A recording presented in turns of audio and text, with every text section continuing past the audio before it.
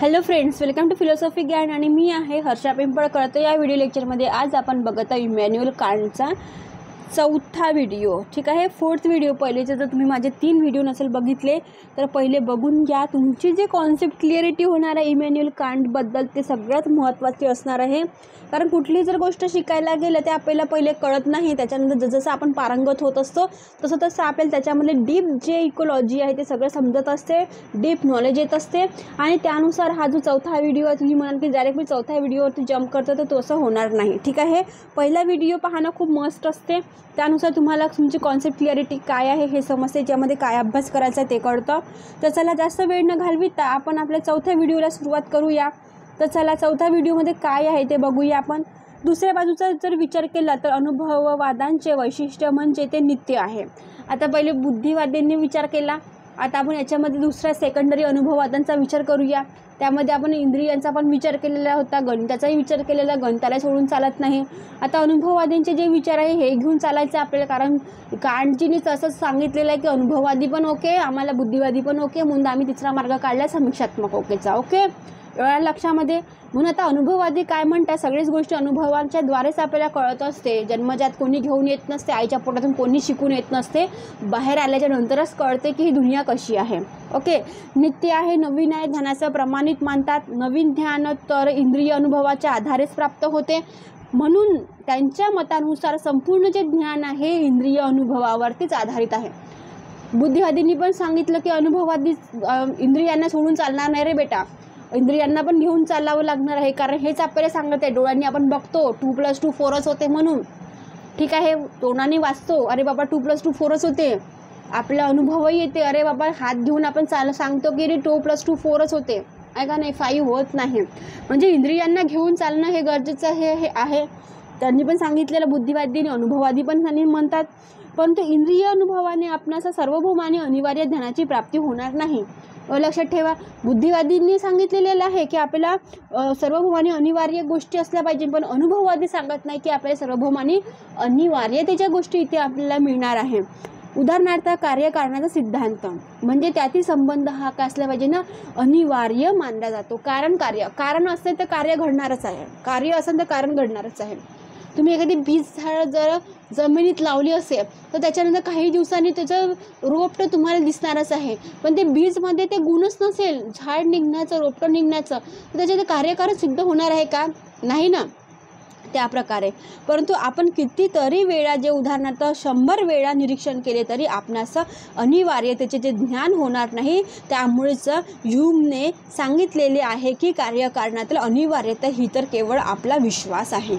Okay, म्हणजे ह्यूमचं पण कार्यकारण सिद्धांत आहे, त्याचा पण मी व्हिडिओ अपलोड केलेला आहे, जर तुम्ही जर नसेल बघितलं पहिले बघून घ्या। ह्यूमचा संशयवादाचा पण सिद्धांत मी पूर्ण केलेला असणार आहे आणि कार्यकारण सिद्धांताचा पण व्हिडिओ पूर्ण केलेला असणार आहे, ठीक आहे। आणि म्हणूनच ते म्हणतात की ह्यूमच्याही मते अनिवार्यच असलं पाहिजे, त्याचा त्यांचा काय विश्वास आहे। आपण 2 घटनांमध्ये संबंध हा कल्पनेच्या आधारावरच मान्य करत असतो। म्हणजे एक घटना घडली असेल त्याच्यानंतर दुसरी घटना घडली असेल, अरे त्या मुलाचा काय झाला, ॲक्सिडेंट झाला, का बरं घडली असेल तर त्याचा आपण रिझनही सांगत असतो। अरे नाही त्यांनी स्पीडमध्ये गाडी चालवली असेल, त्याची गाडी काय झाली, स्लिप झाली असेल, त्यांनी ब्रेक नसेल दाबला, तो राईटकडनं आला असेल तर रॉंग डायरेक्शन आला असता, असं त्याचं आपण एका घटनेच्यानंतर दुसरी जेव्हा घटना घडत असतो तेव्हाच आपण काय करतो, कल्पनेच्या आधारावर ते मान्य करत असतो, रियालिटीमध्ये कोणीच काही करत नाही। ओके, आणि वस्तुतः त्या 2 घटनात अशा प्रकारचा अनिवार्य संबंध असत नाही, म्हणून संशयवाद हे अनुभववादाचे पर्यवसित रूप आहे। कारण कार्यकारण संबंध अनिवार्य नसेल म्हणजेच सामान्य असेल तर काय म्हणून आपण त्या तत्वातील कोणताच सिद्धांत इथे निश्चित राहू शकत, इथे निश्चित हा सिद्धांत ठरणार आहे। आणि हे जे आहे कांट पूर्ण आपणास इंद्रियाद्वारे संवेदना संबंध आणि अविशृंखल रूपात प्राप्त या अवस्थेत संबंधित आणि शृंखलाबद्ध रूप देणे हे तर बुद्धीचेच काय आहे, कार्य आहे, आणि बुद्धीचीही उपेक्षा करणे ते बरोबर ठरणार नाही। म्हणजे अनुभववाद्यांनी इंद्रियांवरती पण जास्त भर दिलेला आहे, अनुभववादी असून सुद्धा बुद्धीची पण गरज असते, असं कोण म्हणतात, इमॅन्युअल कांट म्हणतात। एकालाच गोष्टी घेऊन चालणं येणार नाही. म्हणतात ना एकाच रस्त्याने चालत नाही, तर आपल्याला त्याचा सेकंड मार्ग पण काढावा लागतो. त्याचप्रकारे आणि त्याचे जे सर्व विवेचनानुसार असे स्पष्ट होते की बुद्धिवाद आणि अनुभववाद या दोन्ही विचारसरणी काय आहे, एकांगी आहेत. बुद्धिवादी वेगळा विचार आहे, अनुभववादी वेगळा आहे, काय वेगवेगळे विचार आहे, एकांगी आहे. आपण दोघांना एक करून चालत नाही. पण समीक्षावादी कांटजीने हे सगळं काय केलेलं आहे, इथे आपल्याला सांगितलेलं असणार आहे. आणि बुद्धिवादी ज्ञानामध्ये अनुभवाचा विरोध केलेला आहे, म्हणजे त्याचं खंडन केलेलं आहे. बुद्धिवाद्यांनी काय केलेलं आहे, अनुभववाद्यांनी बुद्धिवादांचं खंडन केलेलं आहे, म्हणजे विरोध केलेला आहे. तर कांटवादी बुद्धीचा विरोध करतात. अशा प्रकारे अनुभववादाचा सिद्धांत जर सत्य असेल तर बुद्धिवादी ज्ञानात अर्थ सार्वभौम आणि अनिवार्य ज्ञान अशक्य होईल. आणि का, तर बुद्धिवादाच्या सिद्धांतात सत्य म्हणून स्वीकार केला तर ज्ञानाच्या विषयाची व्याख्या आपणास करता येणार नाही. ते म्हणतात जर सार्वभौम आणि अनिवार्य हे जर ज्ञान अशक्य असेल तर आपल्याला यांची जर व्याख्या केली, यांचे सिद्धांत मांडले तर हे सत्य ठरणार. इथे आपल्याला सत्य ठरणार नाही आणि त्याची व्याख्या पण करता येणार नाही. आणि सार्वभौम आणि जे अनिवार्य आहे ज्ञानाची प्राप्त अनुभवाने होऊ शकत नाही. आता बघा, जे नेसेसरी आहे, जे युनिव्हर्सल आहे, त्याला अनुभवाची गरज आहे का? नाही. अरे बाबा, मी अनुभव केला, सूर्य पश्चिमेकडून आला, पूर्वेकडे गेला, असं कोणी म्हणतात का? नाही ना. तर हे जे अनुभवाची बोल आहे, अनुभवामध्ये नाही येणार आहे. सार्वभौमिकतेचा विचार आणि अनिवार्यतेचा विचार अनुभवात येणार नाही, तर फक्त बुद्धिवादीमध्येच येणार आहे, असं इथे कोण सांगतात? कांट म्हणतात. आणि बुद्धिवादाचे जे मत खरे आहे आणि ज्ञानप्राप्ती हे बुद्धीनेच होऊ शकत नाही, तर अनुभवाद्वारेही त्याचे मत काय असणार आहे, बरोबर असणार आहे. अशा प्रकारे कांटच्या मतानुसार बुद्धिवाद आणि अनुभववाद दोघांचाही विधी विषय पक्ष जर बघितला असेल तर निषेध पक्ष मात्र बरोबर नाही. कांट या दोन्ही मतांच्या गुणदोषाचे विश्लेषण करून दोघांमध्ये काय समन्वय घडवून आणण्याचा प्रयत्न करतात. बरोबर आहे. कोणाला इथे आपल्याला काय सत्य असत्य ठरवायची गरज नाही, कोणाचे दोष आणि गुण काढायची गरज नाही. सगळे आपापल्या परींनी काय असं बरोबर असतात. काही चूक असेल तर ते म्हणतात मी बरोबरच आहे. कोणी म्हणतात काय नाही मी हे केलेलं आहे, असं कोणी म्हणतात का? नाही म्हणत ना. त्याचप्रकारे म्हणून ते म्हणतात की दोघंही काय आपापल्या परीने बरोबर असणार आहे. ज्याला ज्याचा पटलं विचाराला तसा त्यांनी आपला विचार मांडलेला आहे. ठीक आहे. या सर्व विश्लेषणावरून दोन गोष्टी या ठिकाणी निष्पक्षपणे आपण सांगू शकतो की निष्पन्न होतात. एक असला पाहिजे विषय असला पाहिजे, एक तर त्याचा मॅटर असला पाहिजे, त्याच्यानंतर आकार असला पाहिजे, म्हणजे त्याचा फॉर्म असला पाहिजे. दोन गोष्टी असल्या पाहिजे. कोणता आहे? पहिली विषय म्हणजे मॅटर, त्याच्यानंतर आकार म्हणजे फॉर्म. ओके. अध्ययनाचा विषय अर्थात सामग्री तर आपणास अनुभवानेच मिळते, परंतु ध्यानाचे स्वरूप अथवा आकार मात्र बुद्धिवादाचं निश्चित होतो, हे लक्षात ठेवले पाहिजे. जसे घटाच्या बाबतीत विचार केला तर आपणास असे म्हणता येईल की माती घटाच्या बाबतीत विषय आहे. आता बघा, मडकं जर बनवायचं असेल, एखादा घट बनवायचं असेल तर कशाने बनवाल तुम्ही? मातीनेच बनवाल ना, हो ना. म्हणजे माती काय आहे? त्या घटाचा विषय आहे. आणि घटाचा आकार म्हणजे त्याला जो मिळालेला पूर्ण आकार, घट बनवला तुमचं डायरेक्ट तुम्हाला दिसून राहिलेला आहे. ठीक आहे. आपण मातीचा एखादा विशिष्ट साचा घालून त्याचं विभिन्न आकाराची निर्मिती करत असतो. आता बघा, आता आपल्याकडे काय असते, दसरा असते, दिवाळी असते, दिवे लावतो, आपण गणपती बनवतो, महालक्ष्मी बनवत असतो.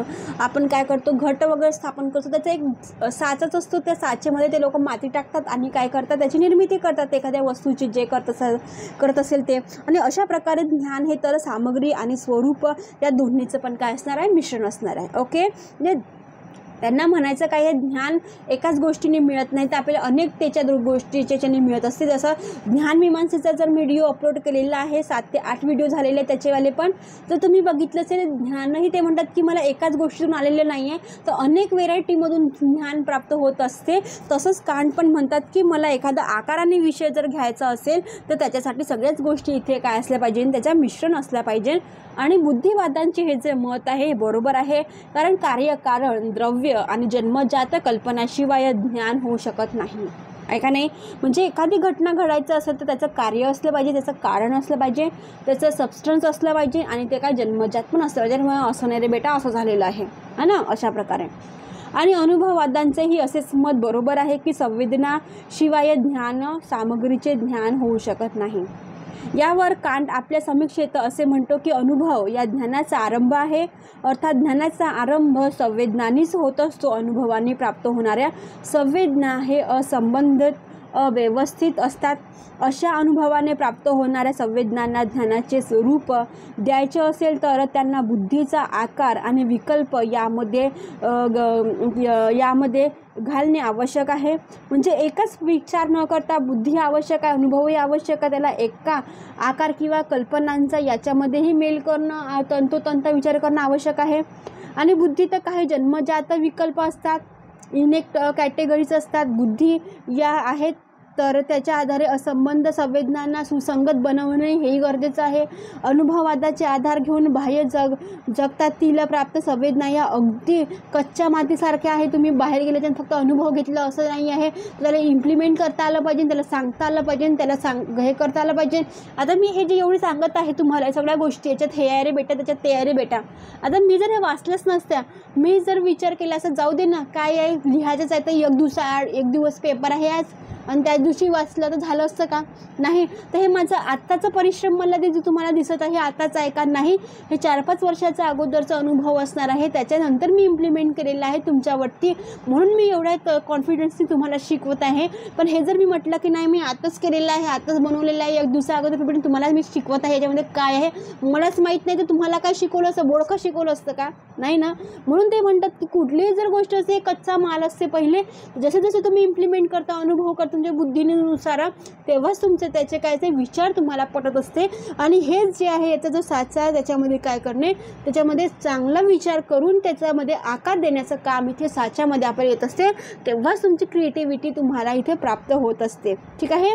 यावरून असे स्पष्ट होते की ज्ञानाचा आकार आणि साचा म्हणजे जो फॉर्म सांगितलेला आहे त्यांनी, तो बुद्धीचेच प्राप्त होत असते आणि सामग्री मात्र संवेदनांनी प्राप्त होत असते. सेन्सेशननुसार म्हणजे तुम्हाला दिसत असते की अरे नाही बापा ह्या काय आहे, सामग्री आहे, यालाच घेतलं पाहिजे, याच्यानुसारच आपलं काय बनणार आहे, माठ बनणार आहे किंवा आपल्याला एखादी मूर्ती बनवायची आहे.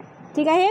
म्हणून ज्ञानाचा जो आरंभ आहे हा अनुभवानेच होतो, पण हेही तेवढे सत्य आहे की केवळ अनुभवानेच ज्ञानाची प्राप्ती होत नाही, हेही तेवढं सत्य आहे.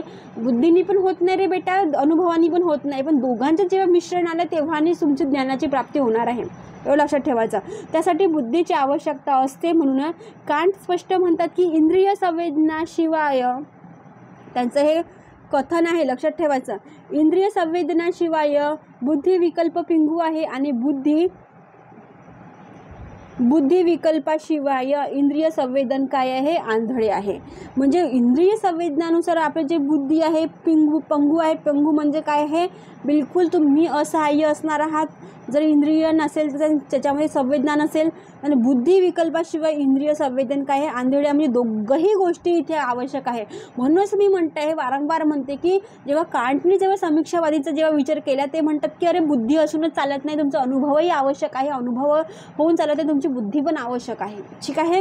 म्हणून ते म्हणतात की इंद्रिय संवेदनाशिवाय बुद्धी ही पिंगू आहे आणि बुद्धी विकल्पाशिवाय इंद्रिय संवेदन काय आहे हे आंधळे आहे, असा विचार कोण म्हणतात, इमॅन्युएल कांट म्हणतात. आणि बुद्धी विकल्प नसेल तर ज्ञानाच्या स्वरूपाचा इथे आपल्याला अभाव पाहायला मिळत असते. म्हणजे थोडक्यात काय तर ज्ञान उत्पत्तीसाठी ज्ञानाची सामग्री ही संवेदना आणि त्याचे जे स्वरूप अर्थात विकल्प या दोघांचाही एवढीच आवश्यकता असते. अनुभवाने आपणास संवेदना प्राप्त होतात, अर्थात ज्ञानाची इथे काय असते आपल्याला प्राप्ती होत असते. आणि पुढे संवेदना प्राप्त झाल्याचं बुद्धीची विकल्परूपी म्हणजे जो आकार आहे, जो फॉर्म आहे, तो आपल्याला इथे कार्य इथे घडत असते. आणि असंबंध असलेल्या संवेदनाच्या सुसंबंध बनवून त्यांचा विशिष्ट आकार इथे घेऊन आपल्या ज्ञानाचे जे रूप आहे ते इथे प्राप्त होते. म्हणजे रिअल ज्ञान कसं प्राप्त होणार आहे असं कोणी सांगितलेलं आहे, कांटजींनी सांगितलेलं आहे.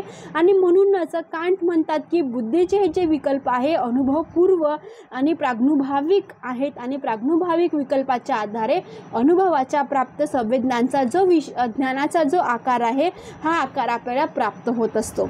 आणि यावरून असे स्पष्ट होते की लक्षात ठेवायचं की प्राज्ञाभाविक विकल्प नसते तर संवेदना या असंबंध, अनियमित, अनिश्चित झाल्या असत्या आणि म्हणूनच ज्ञानाचा जो आरंभ आहे हा अनुभवाने होत असतो, त्याची उत्पत्ती अनुभवाने होत नसून बुद्धीच्या द्वारे इथे होत असते, असे कोण म्हणतात, कांटनी स्पष्ट केलेले असणार आहे. आणि पुढे जाऊन कांट असेही म्हणतात की ज्ञानाची जी उत्पत्ती आहे ही खऱ्या अर्थाने बुद्धीने होत असली तरी त्याचा अर्थ ज्ञान प्रक्रियेत अनुभवाला आधीच स्थान नाही. ठीक आहे, असे नाही तर या प्रक्रियेतील दोन्ही घटक तेवढेच महत्त्वाचे आहेत आणि अजून काही हे दोन घटक एकाच नाण्याच्या काय आहेत, दोन बाजू आहे. बरेच मी सांगितलेलं होतं की अनुभव बुद्धिवादी तर काय म्हणतात का आम्ही बुद्धीने विचार करणार आहोत. ठीक आहे, एकाने एक सांगितली कॉन्सेप्ट, दुसरी काय म्हणतात आणि अनुभवाने विचार करणार आहे. अरे बेटा, बुद्धी तेवढीच आवश्यक असते, अनुभवही तेवढंच आवश्यक. ते म्हणतात ना, एक जर नाणं असते, एकाच्यामध्ये चित असते तर एकाच्यामध्ये पट असते. म्हणजे नाण्याच्या दोन्ही बाजू असते, एक तर चित असणार आहे, एक तर पट असणार आहे. ठीक आहे, आणि म्हणूनच ते म्हणतात की तुम्हाला एकच गोष्ट घेऊन चालणार नाही, तर तुम्हाला दोन्ही गोष्टी घेऊन चालायच्या आहे. बुद्धीची गरज सगळ्यांनाच असते, कारण जर मतिमंद असाल तर तुम्ही काहीच करू शकणार नाही. जर तुमची जर बुद्धी असेल, तुम्ही जर विचार करता अरे मला या रस्त्याने जायचं, मला त्या रस्त्याने जायचं, तुम्ही बरोबर चांगल्या रस्त्याने जाणार आहे. तुमचे कर्म चांगले केले, कर्माचाही विचार कांचनने केलेला आहे. म्हणून ते म्हणतात की ड्युटी फॉर ड्युटी, पहिले तुमचे कर्तव्य महत्त्वाचे आहे, त्याच्यानंतर बाकीच्या गोष्टी. म्हणून म्हणतात की बुद्धी आवश्यक आहे, अनुभवही आवश्यक आहे. या दोघांचं मिलन जेव्हा होईल तेव्हाच तुम्ही चांगल्या रॅशनल तरीकेने किंवा आपण म्हणतो इम्पेरिकल तरीकेने तुम्ही विचार करू शकता आणि चांगला मार्ग निवडण्याचा तुम्ही प्रयत्न करता. जसं कांटनी पण केलेलं आहे, दोन्ही पण एकालाच कमी नाही केलेलं, दुसऱ्यालाही कमी नाही केलेला, त्याचा गुण नाही काढला, दोष नाही काढला, तर सगळ्यांचाच इथे त्याने विचार केलेला आहे.